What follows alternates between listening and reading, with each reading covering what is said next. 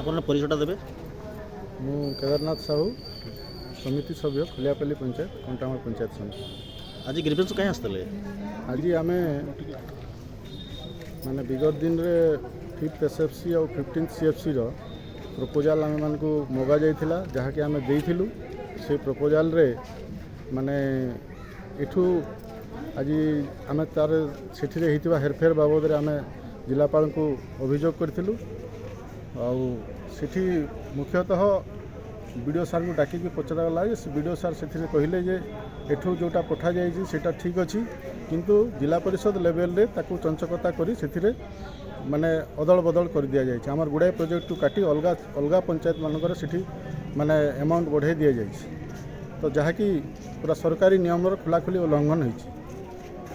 ତ ଜିଲ୍ଲାପାଳ ସାର୍ ଆମକୁ ପ୍ରତିଶ୍ରୁତି ଦେଇଛନ୍ତି ଏହାର ଯଥାଶୀଘ୍ର ପଦକ୍ଷେପ ନେବେ ଆଉ ଏହାର ତଦନ୍ତ କରାଯାଇ ବିହିତ କାର୍ଯ୍ୟାନୁଷ୍ଠାନ ନେବା ପାଇଁ ସେ ଆମକୁ ନିର୍ଭର ପ୍ରତିଶ୍ରୁତି ଦେଇଛନ୍ତି।